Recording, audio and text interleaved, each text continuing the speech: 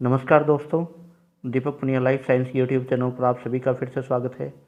और आज हम लेके आए हैं आरपीसी फर्स्ट ग्रेड का जो फर्स्ट पेपर और जीके वाला पेपर और उसके इकोसिस्टम से रिलेटेड जो मेन क्वेश्चंस होते हैं जो एग्ज़ाम में पूछे जाते हैं, यानी एग्ज़ाम में 100% पूछे जाने वाले प्रश्न अपने आज इस वीडियो में लेके आए हैं और वन बाई वन करेंगे। और ये आपके लिए आरपीसी सेकंड ग्रेड में और जो पेपर है यानी फर्स्ट ग्रेड का जो सेकंड पेपर है यानी बायोलॉजी वाला पेपर, उसके लिए भी काफ़ी इंपॉर्टेंट पर्सन शामिल होंगे यानी साबित होंगे।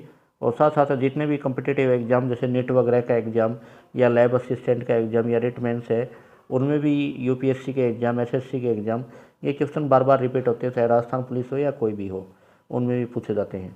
तो जैसे अपने देखते हैं कि सबसे पहला क्वेश्चन आता है कि वन अनुसंधान संस्थान यानी एफआरआई कहाँ पर स्थित है।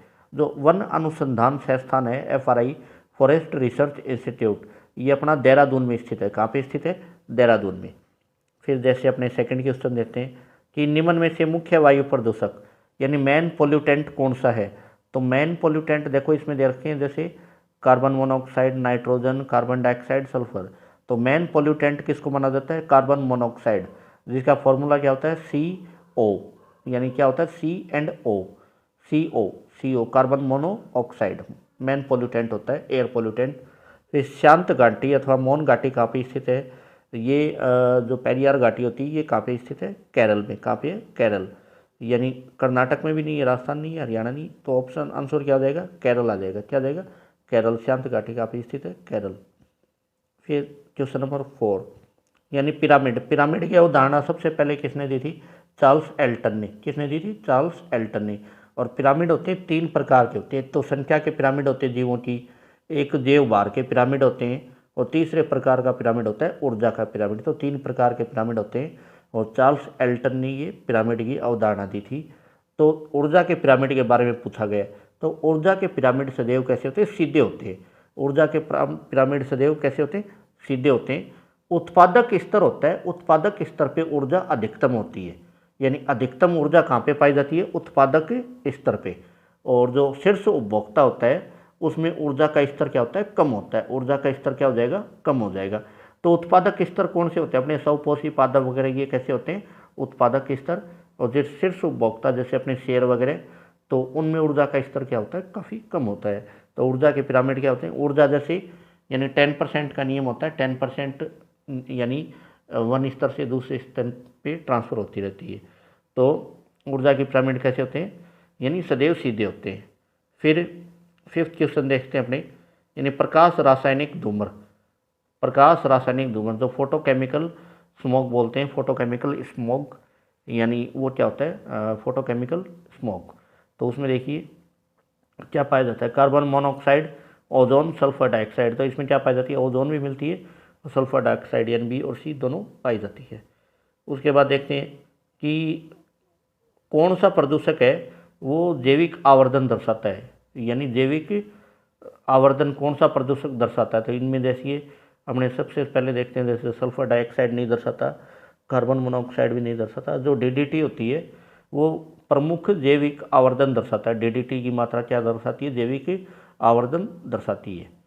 फिर उसके बाद जैसे ग्रीन हाउस प्रभाव, तो ग्रीन हाउस प्रभाव के लिए मुख्य रूप से उत्तरदायी गैस, तो ग्रीन हाउस प्रभाव के लिए मुख्य रूप से उत्तरदायी गैस कौन सी मानी जाती है? इसमें अपने मानते हैं ऑप्शन ए यानी कार्बन डाइऑक्साइड, क्योंकि 4 ऑप्शन है, सल्फर डाइऑक्साइड, ऑक्सीजन, नाइट्रोजन भी। तो मेनली अपने किसको मानते हैं कि कार्बन डाइऑक्साइड को ग्रीन हाउस प्रभाव के लिए मुख्य रूप से उत्तरदायी गैस माना जाता है। फिर ये पूछा जाता है इकोसिस्टम शब्द किसने दिया? तो इकोसिस्टम शब्द ये दिया था टेंसले ने, एजी टेंसले। इकोसिस्टम शब्द किसने दिया? एजी टेंसले ने। और इकोसिस्टम का जनक किसको माना जाता है?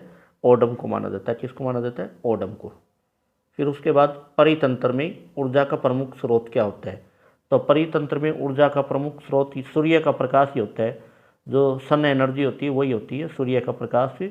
और एटीपी, आरएनए, डीएनए ये नहीं होते। तो ऑप्शन ए सही होगा, यानी सूर्य का प्रकाश है वो परितंत्र में ऊर्जा का प्रमुख स्रोत होता है। रेड डाटा बुक, तो रेड डाटा बुक किसके लिए, यानी लाल आंकड़ों की पुस्तक किसके लिए प्रसिद्ध होती है? तो ऑप्शन ए देखिए विलुप्त पादप की सूची, बी होता है संकटग्रस्त पादपों की सूची, सी केवल विलुप्त जंतु, डी विलुप्त जंतु व पादप। तो ऑप्शन बी हो जाएगा संकटग्रस्त पादपों की सूची, ये रेड डाटा बुक से रिलेटेड होती है। ये डायरेक्ट पूछे जाते हैं एग्जाम में। फिर ग्रीन बुक, जो ग्रीन बुक होती है वो किसके लिए प्रसिद्ध होती है? तो विलुप्त पादप की सूची, बी संकटग्रस्त पादप की सूची, सी दुर्लभ पादप की सूची जो वनस्पति उद्यान में लगाए जाते हैं, और डी उपरोक्त सभी।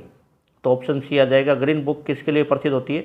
यानी जो दुर्लभ पादप होते हैं जो वनस्पति उद्यान में लगाए जाते हैं उनके लिए ग्रीन बुक होती है। फिर भारतीय पारिस्थितिकी के जनक किसको माना जाता है? Father of Indian ecology. तो फादर ऑफ इंडियन इकोलॉजी अपने को पता ही है, यानी प्रोफेसर रामदेव मिश्रा को फादर ऑफ इंडियन इकोलॉजी माना जाता है। और भारतीय कार्यकी का जनक किसको मानते हैं? जगदीश चंद्र बोस को। भारतीय कार्यकी का जनक किसको मानते हैं? जगदीश चंद्र बोस को। सहभोजिता में पाया जाता है, सहभोजिता यानी कॉमेंसिलिज्म में पाया जाता है। तो ऑप्शन 4 देखो, एक को लाभ एक को हानि, ये नहीं होता। दोनों को लाभ, ये भी नहीं होता। ऑप्शन सी हो जाएगा, नहीं एक को लाभ होगा और एक अप्रभावित, यानी एक को लाभ होता है, एक जीव को लाभ होता है, दूसरा जीव क्या रहता है? अप्रभावित। न तो उसको लाभ होता है, न उसको हानि होती है। फिर नेक्स्ट क्वेश्चन देखिए, सहोपकारिता, म्यूचुअलिज्म। म्यूचुअलिज्म संबंध होता है यानी जिसमें दोनों जीवों को क्या हो? लाभ हो, उसको म्यूचुअलिज्म बोलते हैं। तो दोनों को लाभ, ऑप्शन ए हो जाएगा, दोनों को लाभ। फिर प्रकाश को किससे मापते हैं? तो प्रकाश को लक्स मीटर से मापते हैं या फोटोमीटर, दोनों ऑप्शन होते हैं। लक्स मीटर या फोटोमीटर, दोनों से प्रकाश को मापा जाता है। ओस्मोमीटर ये प्रासरण मापी को मापते हैं। रेस्पायरोमीटर ये श्वसन गुणांक को मापने के काम आता है, आरक्यू को। फसल उत्पादन के लिए श्रेष्ठ मिट्टी होती है, तो फसल उत्पादन के लिए श्रेष्ठ मृदा होती है वो होती है अपनी दोमट मृदा।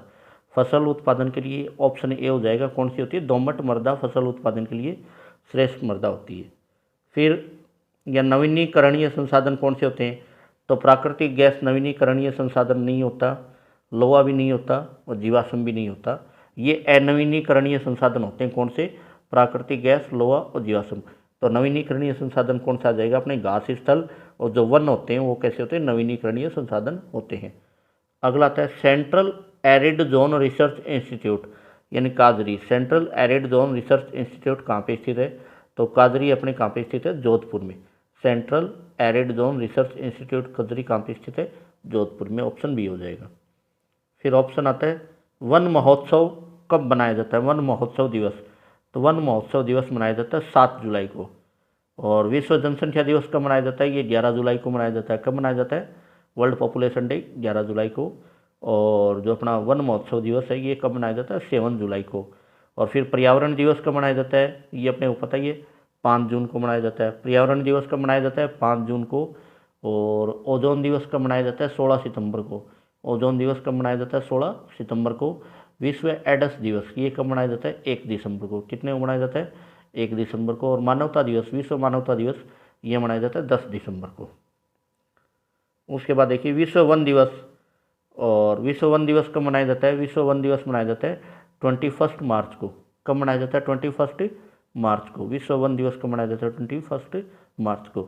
तो ये जो 20 क्वेश्चन करवाए थे काफ़ी इंपॉर्टेंट क्वेश्चन है और एग्जाम में बार बार इनसे रिपीटेड प्रश्न है, ये बार बार पूछे जाते हैं और इनको अच्छे से कंटेस्ट कर लीजिए।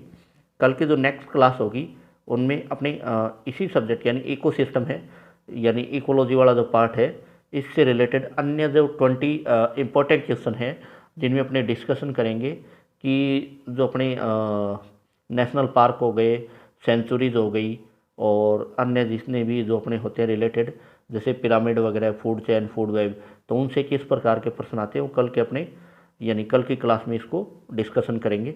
और अभी तक अपने चैनल पे नए हो तो चैनल को लाइक, शेयर और सब्सक्राइब ज़रूर कीजिए कंटिन्यू अपनी तैयारी के लिए। थैंक यू, धन्यवाद। और कमेंट करके ज़रूर बताएं कि प्रश्न आपको कैसे लगे।